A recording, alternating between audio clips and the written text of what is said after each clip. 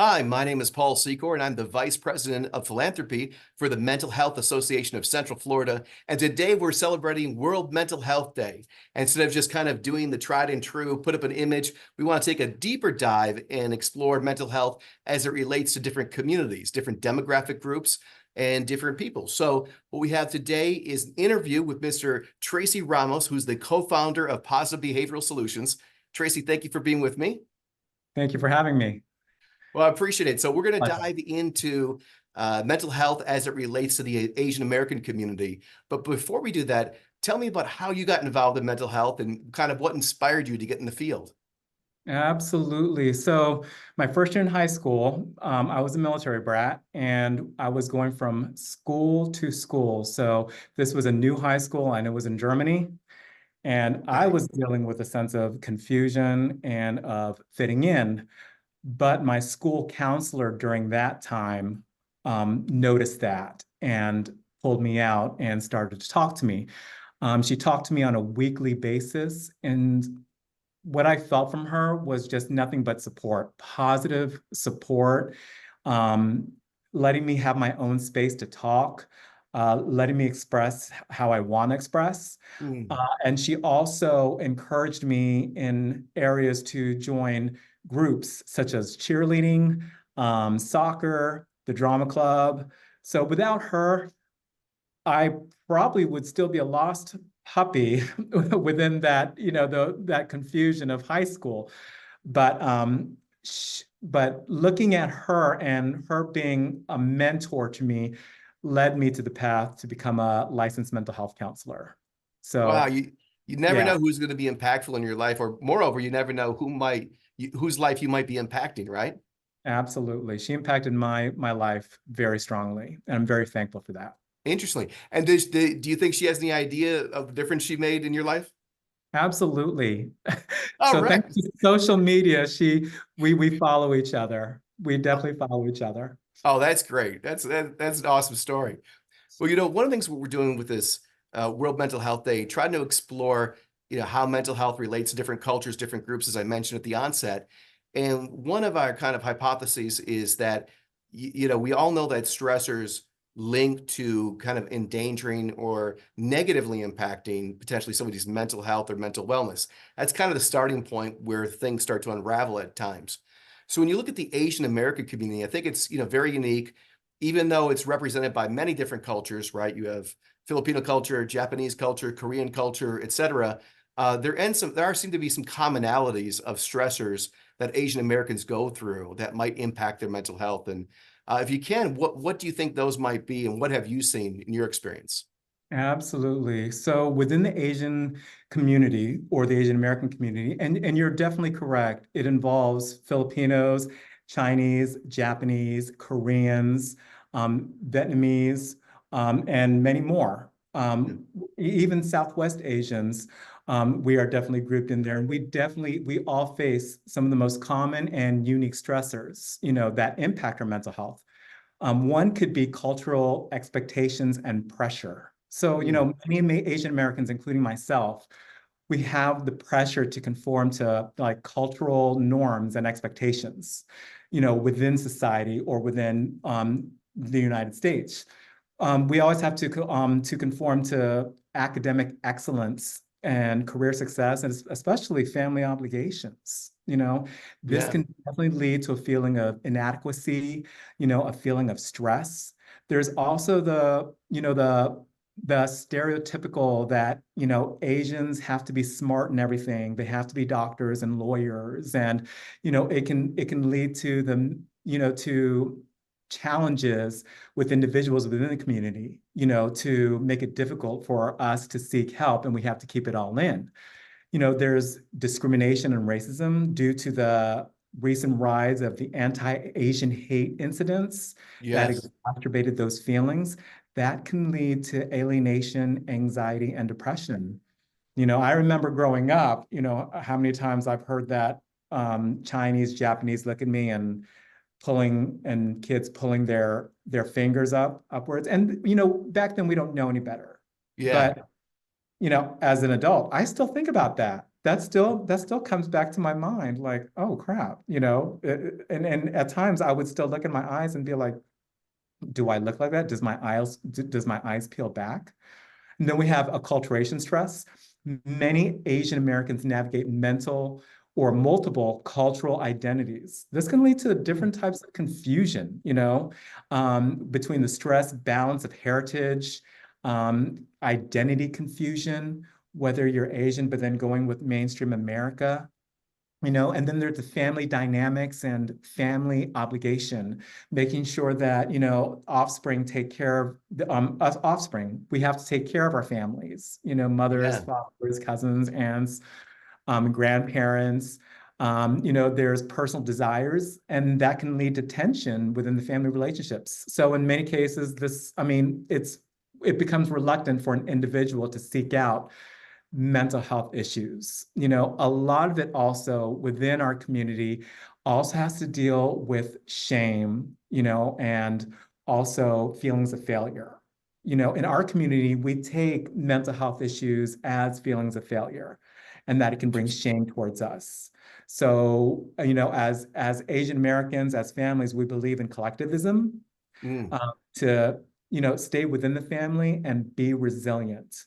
So we have our older generation who may dismiss mental health, and to let the younger generation, we'll say to the younger generation, please, no, get over it, just focus on your studies, be yeah, successful. So, those are some of the unique challenges that, we all face, anyone can face, but absolutely. in the Asian American community, yeah. That's a lot to unpack. Is that's quite a few stressors. I mean, not that someone goes through all of those, but potentially any one or more, the combination of.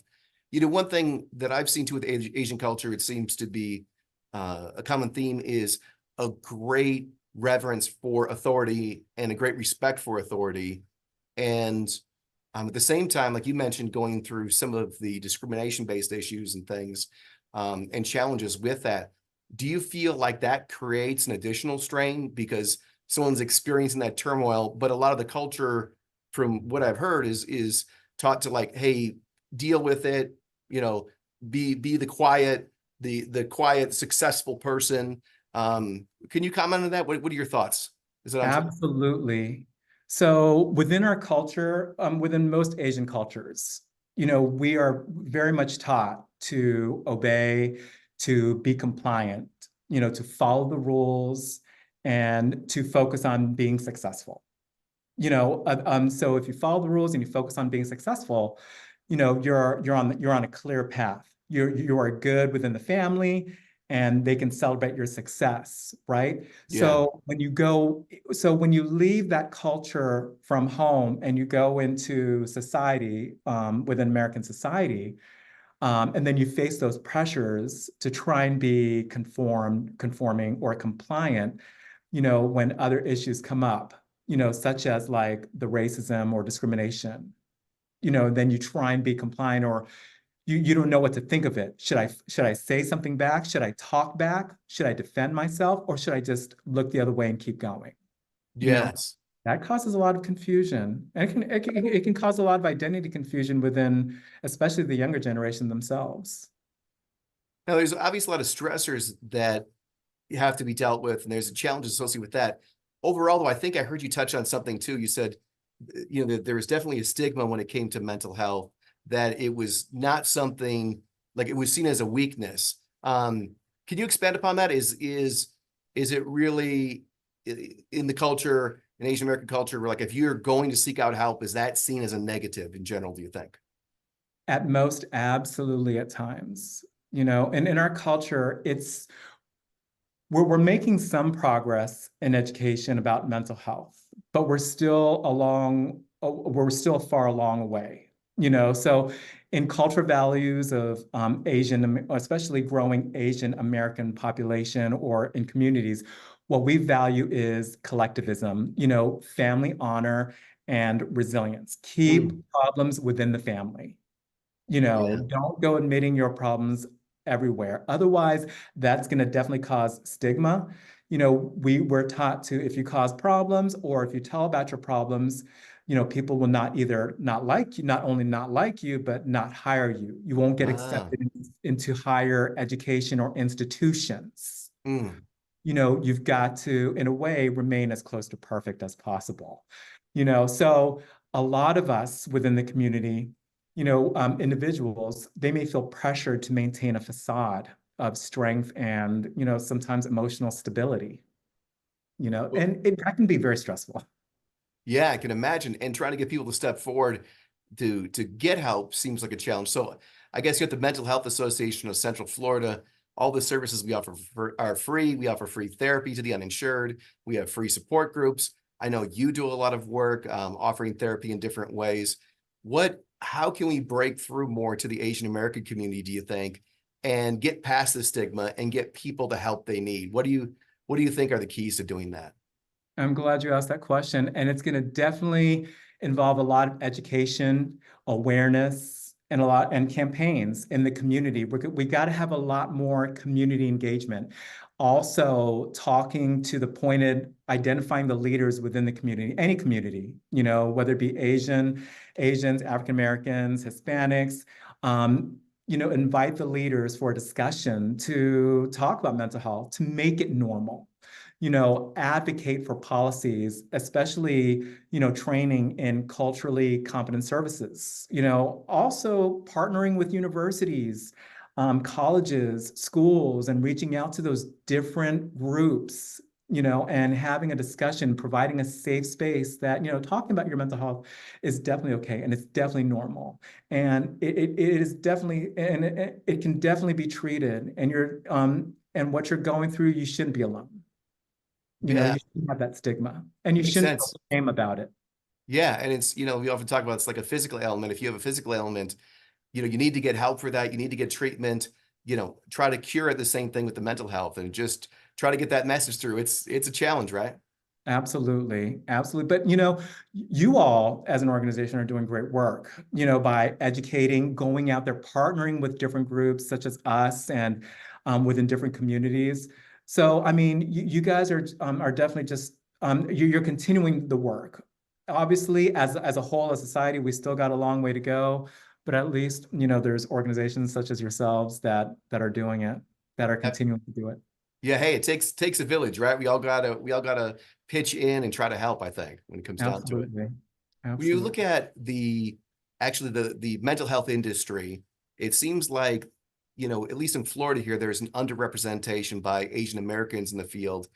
And moreover, I think one of the interesting things we touched upon at the start was, Asian American culture represents so many different countries, and the culture of the Philippines is dramatically different than the culture of Japan, right? And so do you think, I guess, one, what can we do to get more Asian Americans involved in mental health professionally? And then secondly, what are your thoughts about the theory that, hey, if we can have more people representing more different Asian cultures within Asian Americans in the mental health industry, that might make people more likely to step forward. So if you're Filipino and you're trying to get counseling, to see a Filipino therapist might be more enticing to you, more available. What are your thoughts on that? Absolutely. I truly believe in that. When I first told my family that, I'm going into mental health counseling, my parents were very supportive. But the outside of that, they did look down on it because I come from a generation of nurses, doctors, pharmacists, Okay. and lawyers for my cousins that they chose that route. So I'm the only one that became a licensed a mental health counselor. So within that community, they still, in a way, look down on it. But if we all can reach out, again, partnering with universities, talking about these careers, talking about representing our group, letting continuing to provide that education within the community, and advocating that, mental health is normal and that, Yeah. just like any other treatment, it definitely deserves the same amount of attention. I believe we can definitely gather more representatives, and we can definitely gather more people in the Asian community, Asian American community to join the field and represent and also help Asian Americans. I remember when when I first got my very first Asian family clients, you know, it was a child, but the family referred. And what they were scared about is that, oh, he got a B plus. You know, we're scared that if he gets a B plus, you know, he may not progress. And this kid was only in second grade. Oh my You know, gosh. so it took a lot of just talking that, you know, with the parents and helping them realize that, you know, that he's still this is still your child, that putting this pressure can definitely create more issues, more mental health issues. And so Yes. that mental health it's like medical. You know, it definitely deserves attention. And in this case, you know, it took a lot of education. That So can be smothering, right? Like so absolutely. much love, it's smothering. You're gonna kind of reduce the And then flame, right?